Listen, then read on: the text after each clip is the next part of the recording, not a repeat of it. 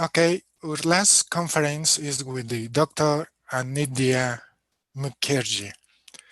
Anidya Mukherjee received a Bachelor Tech and Master Tech degrees in Electronics and Communication Engineering from the University of Calcutta, Kolkata, India. He received Doctor Engineering degree in the year of 2017 from the Chair for Electron Device and Integrated Circuits, Technische Universität Dresden, Germany. He is currently working in the same chair on the field of high-frequency analog circuit design using silicon, germanium, bipolar CMOS, and InP process. He also worked on designing analog circuit using CNT feed process. His main research interests include millimeter watt power amplifier design using HBTs and on-watt measuring of analog millimeter watt circuits. Doctor, you have the microphone for the next 13 minutes, and after that, we'll have some question, if it's okay with you. Yeah, sure. Can you hear me? Yes. Yeah, okay. Very good. So let me just share my screen.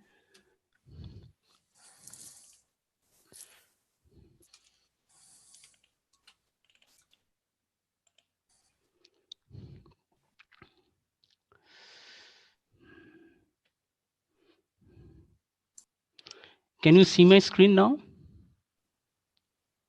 Hello? Yes, perfectly. Yes, it's okay. Okay, Perfect. okay, yeah.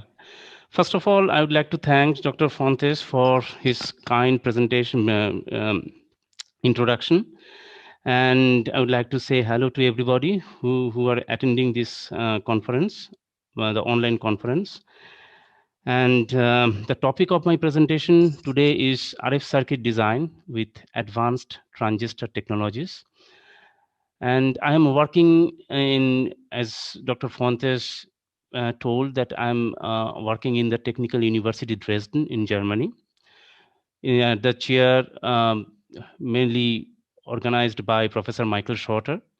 It is a chair mainly for the different compact modeling of HBTs, CNT FETs, CMOS as well. And there is another small group in the same chair which is working on the analog high frequency circuit design. And I am part of that design group. And today, my presentation, I have broken up my presentation into following parts. First, the introduction, where I would like to talk about my preferred technology choice of my device for designing analog high frequency circuits. It's mainly BiCMOS process. And there, after that, I would like to discuss the three circuits like low noise amplifier, power amplifiers, and mixers, which are basically main critical parts in any transceiver chain. And then after that, I would like to conclude my talk in the conclusion sections. So let's start with the introduction. That we all know that nowadays a lot of systems are being designed, tested in the millimeter of or sub-millimeter wave microwave range. And one of the main reason for behind it is the recent progress in the BiCMOS process. As the name suggests, in this process, we can fabricate CMOS and the bipolar transistor on the same wafer. So as we know that nowadays, lot of complex systems are currently being available in a single chip that is called the system on chip. And you can see in the same slide that this is a very typical block diagram of a system of chip which contains microprocessor, memory, logic, and as well as a transceiver part. And if you see that apart from this transceiver part, most of the parts are basically digital and can be implemented using CMOS. However, this transceiver part, that means the analog part, which is communicating between the chip with the outside world, it's mainly the analog part. Now, if we consider from the from the design point of view, then we can find that usually designing of the digital circuits or the systems can be represented mainly in the algorithmic format, and that can be automated as well, because in case of the digital design, they are basically following some logic rules. So that will be easier to represent, to automate the entire design process. However,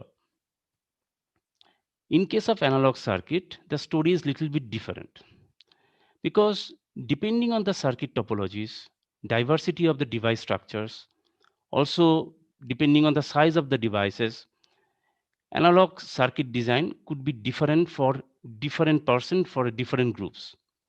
And due to that, this analog circuit design, this whole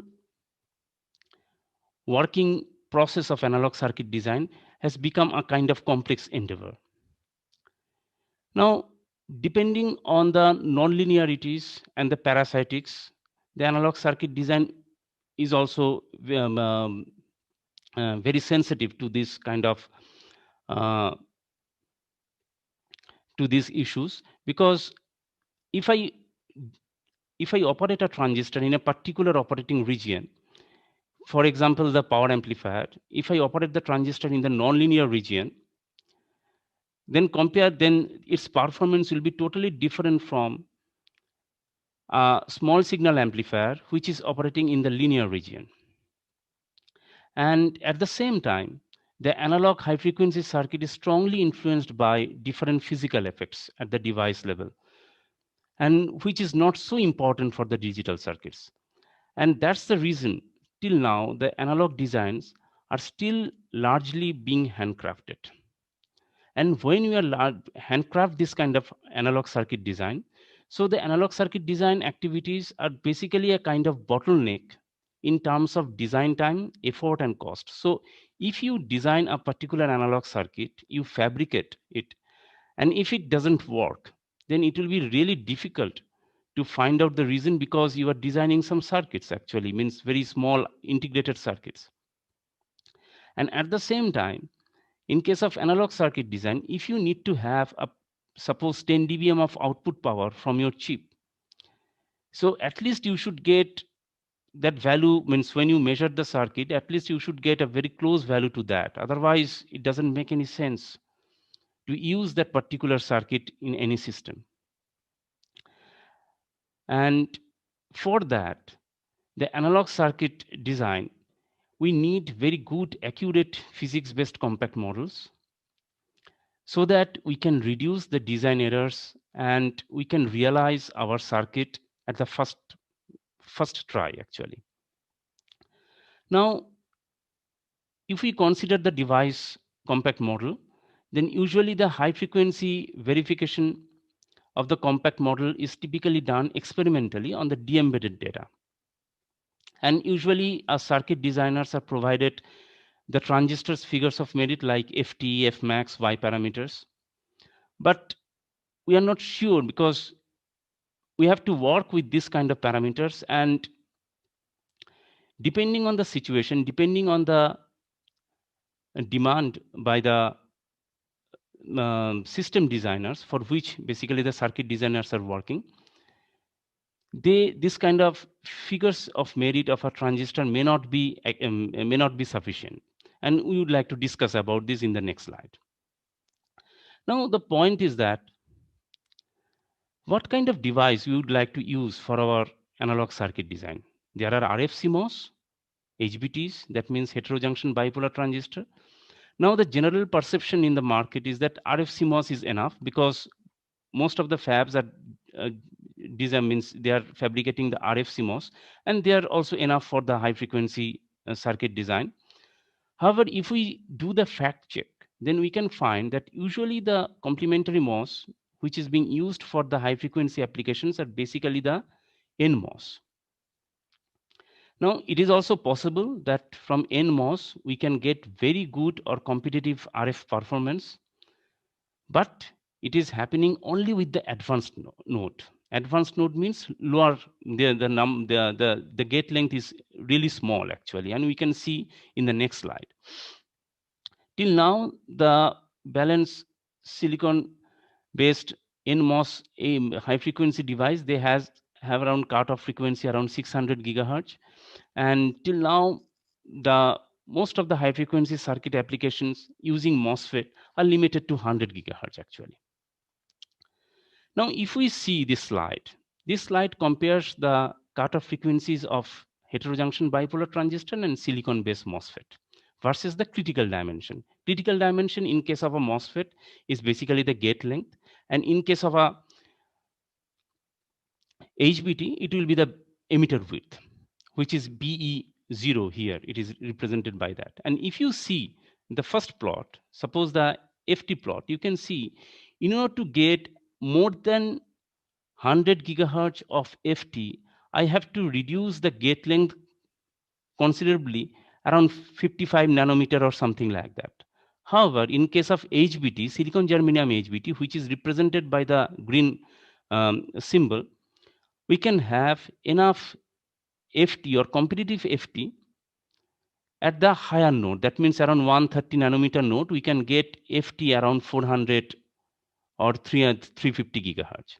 In case of indium phosphide devices, we can definitely, they have very high FT and Fmax, and that can be achieved at the higher node. That means maybe in 250 nanometer node as well, we can achieve this kind of performance.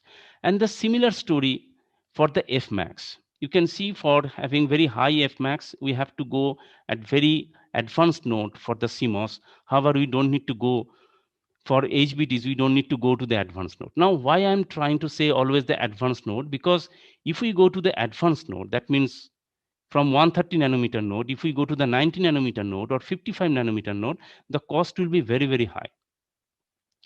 However, in case of the HBT, we can achieve the similar performance as compared to the CMOS at the advanced node. And it's a high integration with the silicon germanium BiCMOS process. So it enables us to use the HBTs available in a BiCMOS process for RF circuit design. Now, why it is happening, that why we are talking about this advanced node? Because if we see the very simple block diagram of a MOSFET and a HBT, you can see that this is the gate length and this is the emitter width. However, the main difference between the CMOS or the MOSFET and a HBT is the MOSFET is a lateral structure. So current will be flowing like this one here in case of MOSFET. In case of HBT, it's a vertical structure. The current will be flowing like this, which means in order to increase FT for a CMOS, I have to reduce the gate length. That means I have to use a very good lithographic tool. In case of HBT, this is not the story because of its vertical structure. I can control the vertical dimensions using the atomic layer dimensions, which can be controlled with much higher accuracy. Yes, it is also true that we can go to the very good lithographic with a very advanced node. However, it will increase the cost again. So that means in case of HBT, we don't need to go to the advanced node. That means we can reduce the cost of fabrication. Then this slide, there is a very critical questions that we have been talking about the figures of merit, that is the FT and Fmax of any device. But does it mean the FT and Fmax of a device, when we use this device in a circuit, does the device retain the similar FT and Fmax? The answer is no. Because the device speed doesn't mean it's a circuit speed. It is different compared to the circuit speed. Because the FT is basically defined by the ratio of the transconductance divided by the input capacitance. Now, FT doesn't tell us about the absolute value of the GM and the Cin. So that means low GM and low Cin can lead to the same FT as high GM and high Cin, because it's a ratio. Now, if we see this particular figure, in case of any process, the active device is in the lowest level, then there will be so many metal layers. So you are for introduction, I just put 6 metal layers. So these metal layers are connecting the devices. And here in this figure, actually, I showed the three-dimensional structure of a device. And you can see the device is residing here. And this is the base connection, and this is the collector connection. And due to this kind of metal structure, at high frequency, they introduce a lot of parasitics, that means capacitances, as well as inductance. And it will definitely impact the FT. And you can see from this plot, the solid line is for the HBT and the dotted line is for the NMOS. And you can see that this is the de-embedded FT. And when we consider all this metal stack, you can see that there is a decrease of FT by 20% in case of HBT, whereas in case of MOSFET, it is around 50%. And why this is happening? Because HBT already has GM, which is quite high as compared to the GM of any FET devices. So HBTs are advantageous for the high frequency circuit design as well. However, here I would like to mention that I'm not here to prove the superiority of HBT. What I'm trying to say is that silicon germanium HBT has got enough potential to be used for millimeter wave circuits and the system, and that can be achieved without using the advanced CMOS node. That means we can save some money. It will be less, the cost will be less if we design something with the HBTs in the same BiCMOS process. Now, I would like to start with designing some high frequency circuits. And before that, I would like to show a very basic block diagram of a transceiver. So you can see there are a switch, and the antenna is connected to the switch, and then there are some filters, LNAs, mixers, and power amplifiers. So first we would like to talk about these three circuits, and first I would like to talk about the LNA. And here I would like to do the low power design using HBTs. And low power design, usually the basic conception is valid only for the digital applications, but it is also possible to do the low power design using HBTs. And how we can do the low power design? It is possible to reduce the collector emitter voltage of a HBT. However, reducing the collector emitter voltage, we need to find first that whether it is affecting the FT or Fmax of the device. Now, if you see the plot here, you can see that even with VBC, that means base collector junction, usually base collector junction should be reverse bias, but here I have made the base collector junction forward bias by 0.5 volt. Still, we are getting around 250 gigahertz of FT at this bias voltage actually. And in this plot, this is a plot by IHP SG13G2 technology. SG13G2 is a 130 nanometer BiCMOS process. And this process provides both HiCom and VVIC, both kind of model. And you can see the HiCom, the high current model, it works well, it matches well with the measured data of the FT. So using this concept, that means that I can reduce the VCE in order to operate the transistor in the saturation region. I can still design the circuit, and that will definitely reduce the DC power consumption of the circuit. Now, this is a wideband low noise amplifier. We have used only a single stage in order to keep it very simple. And this is a cascade configuration, because cascade configuration gives better small signal gain and better reverse isolation. And you can see that the total biasing supply voltage is only 1.4 volt. That means each transistor is getting around 0.7 volt. However, the volt 0.7 will be less because there are so many transmission lines, and so it will be finally it will be coming around 0.65 or something like that. And the emitter size of the transistor, you can see it is giving here, and all the inductors, these are means inductors which is required for designing a RF circuits, they are being implemented using some transmission lines.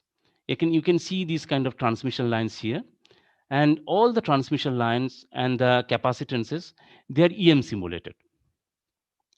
Now, in order to do the noise matching, here we have used a pi matching network. And what is that? It is basically that if we consider the small signal representation of the input, there is a C pi input capacitance of the transistor. We put a similar capacitance here, which is C in, and then there is a inductance, base inductance here. And if we solve the equation of the input impedance, we can find by this expression Z in equals to this expression. And if we solve this expression for 50 ohm, because our input is 50 ohm, then we can find two frequencies for the solution. One is omega 1 equals to 0. That means it's a DC. And another is omega 2 given by this expression. From this expression, we can determine the value of LB. So basically, if we plot the corresponding S11, we can find there will be two dip. One is at 0. That means at omega 1 equals to 0. And another determined by the omega 2, which is further determined by the value of the C pi LB, and Z0 is basically 50 ohm. Now, if we see this slides, then we can find that the second matching is basically determined by the values of the base inductor LB and the C pi. Now, our objective is to design the circuit between in the W band, and initially we set our frequency between 90 gigahertz to 110 gigahertz, and 100 gigahertz is the center frequency. So we consider that we would like to have a second dip at the 100 gigahertz. And another point is that adding only LB and the C in the circuit is not enough, because you need a blocking DC capacitor which will separate your RF signal from the DC. Now, this blocking DC capacitor will definitely impact the performance of the circuit. So you can see there are two plots. So without LB and C in, the green plot shows that the trend of the S11. Now, once we put LB and C in the circuit, now you can see there are two drops.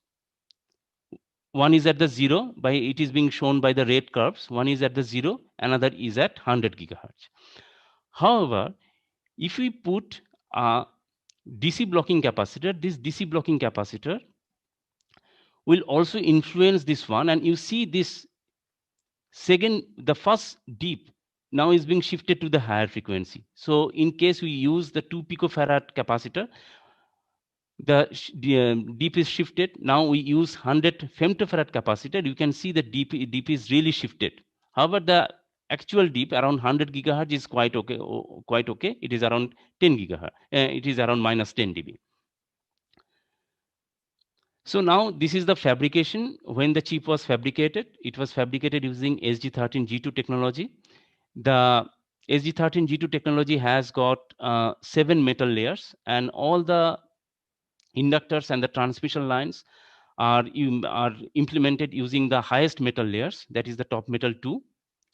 And the circuit has been measured using the Keysight PNA 8361C with 67 to 110 gigahertz frequency extenders. And you can see the comparison between the measured results and the simulation is quite okay. The maximum small signal gain I'm getting around 12 dB, and the 3 dB bandwidth is around 50 gigahertz. So around from 67 to 117, something like that. But our equipment limits our frequency measurement until 110 gigahertz. But if we follow the trend, it is beyond that. And the gain variation within the bandwidth of interest is around 2 dB. The noise figure, we have measured the noise figure not in TU Dresden, but we don't have that high frequency noise measurement system. So we have to go to University of Bordeaux, and you can see the noise measurement also is quite okay. And it is lowest noise figure is around 4 dB at 85 gigahertz and maximum around 5 dB around 90 gigahertz. The saturated output power is around 2 dBm, but obviously it is low because we have paid the price for the low supply voltage. If you increase the supply voltage, definitely we can get better 1 dB completion point and better saturated power. So with this, I would like to show the comparison table, and you can see this. If you can go to this paper, the silicon RF paper, where this work has been published, and you can find the comparison table there as well. And we can say that this, even we can operate the silicon germanium HBTs in the saturation region, still it gives competitive performance at the lower power consumption. With this, I would like to start another circuit, that is the mixer, which is very important for any transceiver system. So it basically shifts the frequency of an input signal, and it produces output consist of sum and differences of the frequency. And we need a bandpass filter to filter out the proper frequencies. And when we apply LO and the RF, and we get some kind of intermediate frequency, usually you call it down conversion. Otherwise, if we get IF and the LO and we are getting some RF, it is called the up frequency conversion. And here we would like to design a direct down conversion frequency mixer. And usually it is being used in a homodyne receiver. That means we are directly down convert a W band signal to around 500 megahertz, which can be used by the digital signal processor for further processing. Now that there are some advantages. One of them is it reduces the power consumption. It reduces the dependency on on-chip filters. It provides very good high level of integration. However, the disadvantages are problems with the DC offsets, even order distortion, and the higher flicker noise.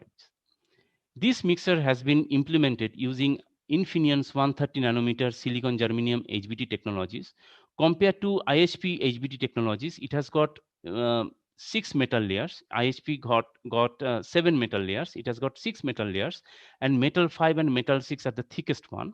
And if you again see the FT and Fmax plot, that even with VBC 0.5 volt, that is positive VBC, we are still getting around 180 gigahertz and 180 gigahertz FT and 200 gigahertz Fmax at this frequency, at this bias point. So with this one, we can target our low power design scheme. And this is the schematic of the down conversion W band direct down conversion mixer. The mixer is based on the standard Gilbert cell. And here, in order to save the power, we have used a transformer, because if we connect transistor Q5 and Q6 directly with this Q1, Q2, Q3, and Q4, then Q5 and Q6 will be in the cascade mode. And then I have to increase the VCC too much. Then if we increase the VCC, then it will increase the power dissipation as well. So we have used a transformer here. And you can see the layout of the transformer. The transformer was implemented using the metal 6 and the metal 5. And this is the microchip from the die photograph of the chip. This is the IF output, which is, and this is the LO input, RF input, and these are the DC bias. The chip size is around 1.15 by 1.54 millimeter square. And in this mixer, we have used an additional amplifier in order to amplify the output conversion gain, because otherwise this buffer amplifier was not sufficient to have enough gain, enough conversion gain at the output. Now this slide shows the measurement of the W band direct down conversion mixer. Compared to the LNA measurement, it is completely different because it is a large signal circuit. So the LO was provided using a active multiplier chain. An active multiplier chain is getting some signal from the key site 83650B generator. The RF was provided by the PNA, and then we provide the DC power supply, and we measure the output using the spectrum analyzer. And you can see there is some differences between the measurement and the simulation. However, we can get around 5 dB conversion gain over the frequency range of 9 gigahertz. The differences is mainly coming from the compact model provided by the foundry, and one of our colleague is now working on that to find out the better parameters, better model parameters for this IFX process. Excuse me, doctor, you have 5 minutes. Yeah, thank you. Please. And then this slide shows the comparison of the W-band direct down conversion mixers with the recently published mixers, and you can find the paper as well, and we can see that this in this case, in our case, it is around only 22 milliwatt of DC power we required, but for the other cases actually it is quite high. In case of reference 9, they are using only 9.6 milliwatt. However, this is only the mixer core, and in my case we have provided the mixer core plus 2 amplifiers, so that's why the PDC is a little bit higher compared to this these results. Now I would like to go for another very important component of any receiver transceiver chain, that is the power amplifier. And this is a conduction angle power amplifier. That means here transistor operates as a voltage controlled current source, and depending on where you operate your transistors, you can define class A, class B, class AB, class CPS.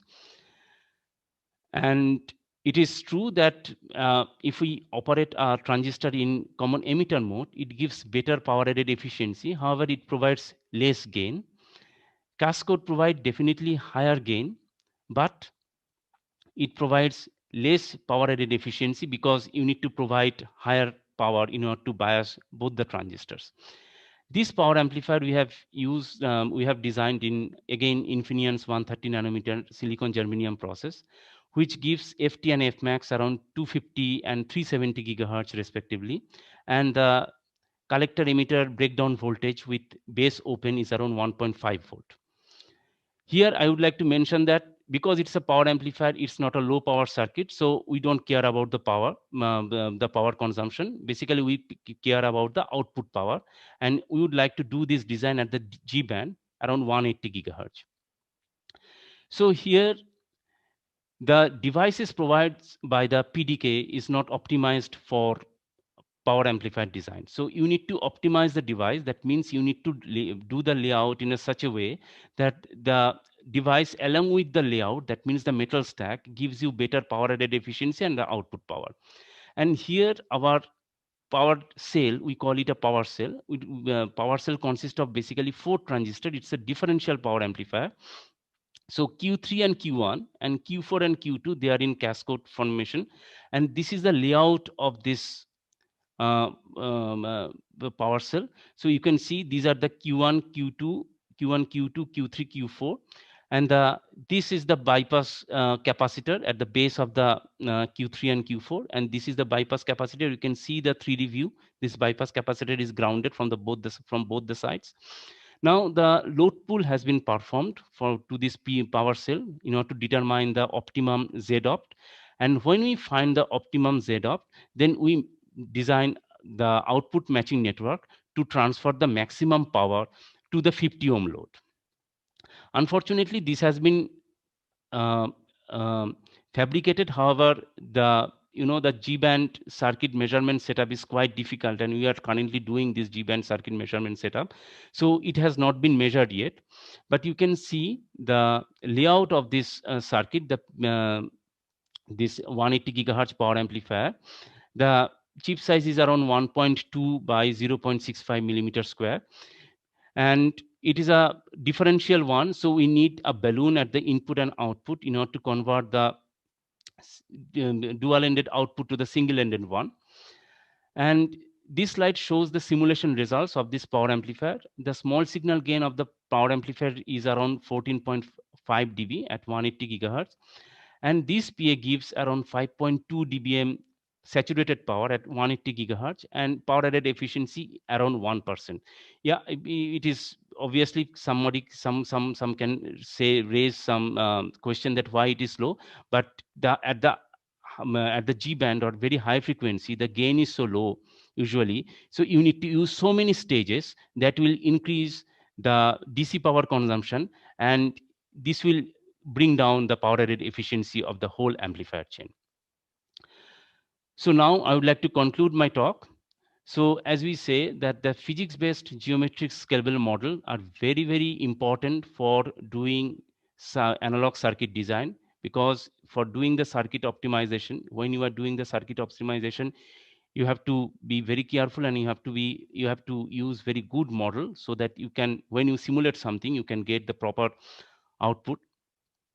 The transistors, when it operates in the saturation, still can yield more than 200 gigahertz cutoff frequency, and that helps us to design millimeter wave circuit at the reduced supply voltage. Regarding the LNA, there is a very good agreement between the circuit measurement and the simulation. In case of mixer, investigation is on to find out the differences between the measurement and simulation. In case of PA, I would like to measure the PA once the G-band setup is complete. And finally, I would like to say that the silicon germanium BiCMOS technology, although with the relaxed lithography, it offers great potential for implementing low power millimeter wave circuits and system. And I would like to thank you all for your attendance, and I would like to thank everybody who are attending this webinar. Thank you. Thank you very much, Dr. Anindya Mukherjee, for your conference, for your great conference. We have one question from the chat.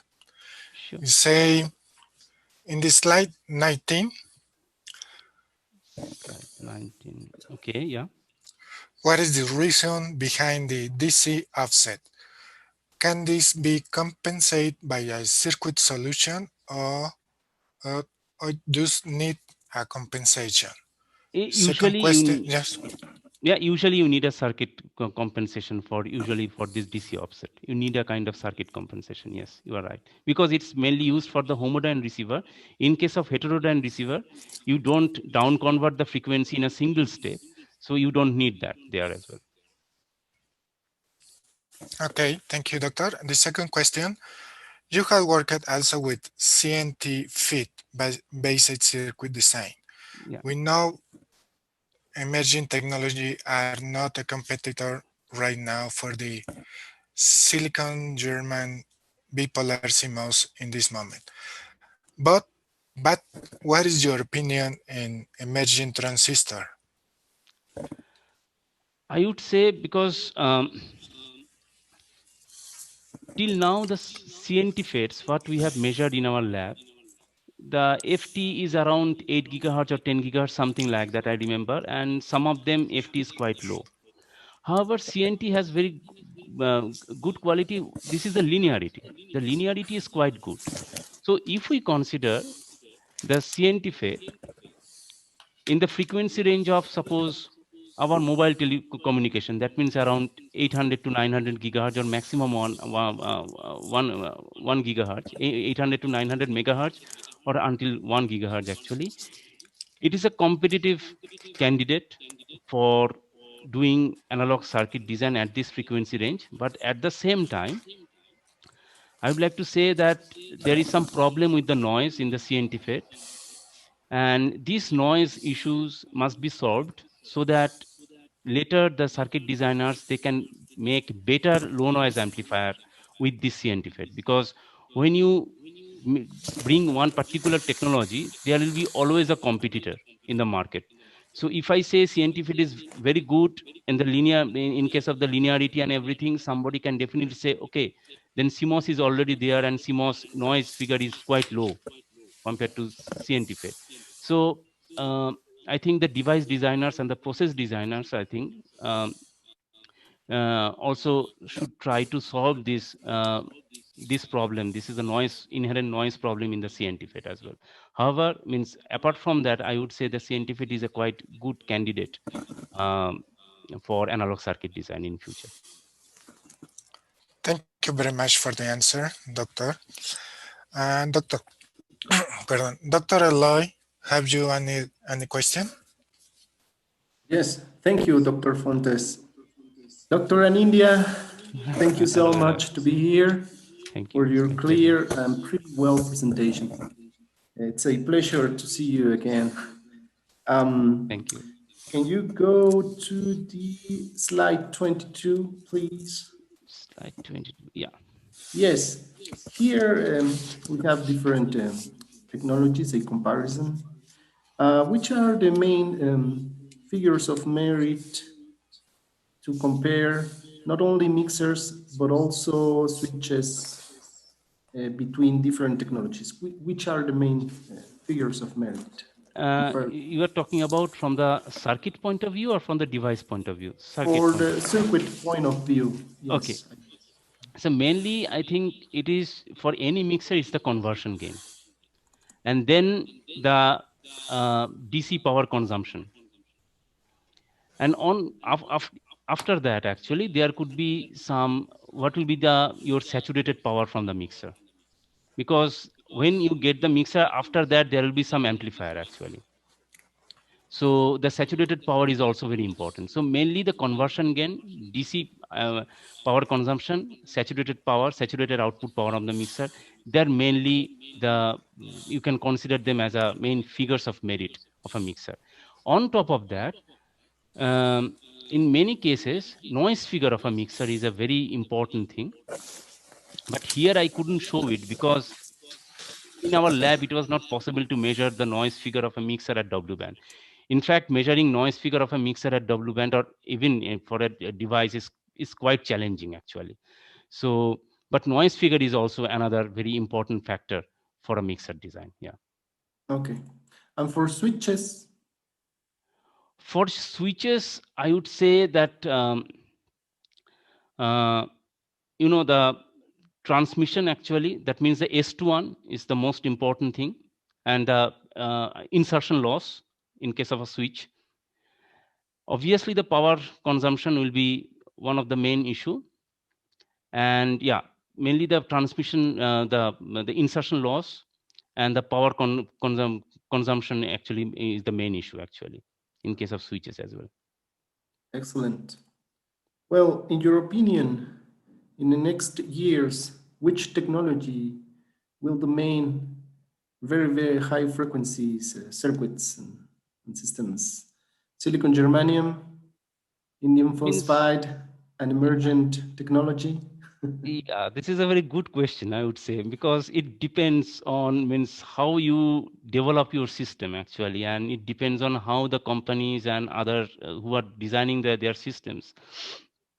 So first of all, let's start with the BiCMOS process. That means you are generating CMOS or you are fabricating CMOS and HBTs in a same wafer. So it is possible, we know that. And using this BiCMOS process, you can go very high frequency using HBTs, and then using CMOS, you can do the digital signal processing on the same wafer. Now, IHP, that is one research institute in Germany, they have already done and they have been doing these things, that they have been growing the indium phosphide devices on silicon germanium wafer as well. So if you go to the IHP website, you can find they do some kind of wafer run where they integrate the indium phosphide along with the BiCMOS process. So there has been some kind of trial to do that, because indium phosphide HBTs, they really give quite good performance, actually. Now there are gallium arsenide technologies as well. However, in case of gallium arsenide, this technology is quite okay, but the arsenic is a kind of carcinogenic component. So when we are using this in our mobile telephone, and when we throw out our mobile telephone, it is not good for the nature as well. And price is also quite high. means silicon is available plenty in our nature actually. So BiCMOS process, I would say, is I would say one of the future player for the next generation circuit development and systems, because a lot of people now they are going to 22 nanometer, 28 nanometer technology in CMOS, and everything is done by the silicon germanium. And if we implement the HBT on top of that, to take care of the transceiver part of any system, so that will make the work quite good, I would say. Okay. Thank you for your explanation, Dr. Anindya. Thank you, Dr. Fontes. It's okay. We have 2 more questions from the chat. Yeah, I think we have some time. Yeah, sure. The first one is, how important is a compact model for circuit designer? Do you prefer table-based model or physics-based model? The second one. Okay, so let us take out the first question, that is the compact model.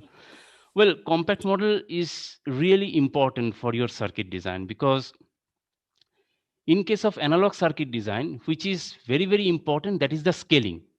Scaling means when you change the device dimension, how does the transconductance or the current is being changed? And that can only be answered by a compact model, scalable compact model. So in case of a power amplifier, let me give an example. In case of a power amplifier design, the device I have chosen from Infineon technology, the Infineon technology gives the maximum device length around 10 micrometer. That means the emitter length is 10 micrometer, emitter width is 130 nanometer, usually. Now, obviously, from the first look, we can definitely say, okay, in order to get more power, I will definitely prefer the highest length device. That means 10 micrometer length device. In practice, is it true? I would say no. Because when you choose the highest length device, and when you put all the metal stack, when you connect those devices using the metal stack, they will give lot of parasitics. When they give this lot of parasitics, that means you will lose your output power, you will lose your power added efficiency. So usually the highest output power or highest power added efficiency doesn't happen at very high frequency. That means in G band, doesn't happen at the highest length devices, but somewhere in between. Maybe not at 10 micrometer, maybe around 7 micrometer or 6 micrometer, somewhere there.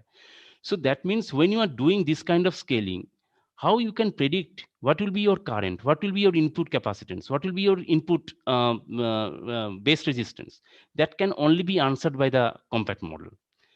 Now, the second question, if I remember correctly, whether the table-based model, yes, table-based model is also okay for a quick design. That is, I completely agree with that. But then for each devices, you need a separate table for each kind of for each dimension. So for 2 micrometer dimension, I need a separate table. For 3 micrometer dimension, I need a separate table. For 7 micrometer dimension, I need a separate table. And when I'm doing the entire design, maybe in some part, I'm using a 10 micrometer device, in some parts 3 micrometer device, in some parts 5 micrometer device. For each devices, I have to use a separate table actually. However, if I use a compact model, it doesn't care what kind of devices what kind of dimensions you are using, because it is using some kind of scaling equation. It will automatically connect this the device performance with a particular dimension. So yes, table-based model is also okay, but at this high frequency, table-based model is not accurate actually. There will be some differences as well between the simulation and the measurement. I don't know whether it answers my question, but if there is any other questions, please let me know. Thank you very much for the answer. Dr. Eloy, have you any other question?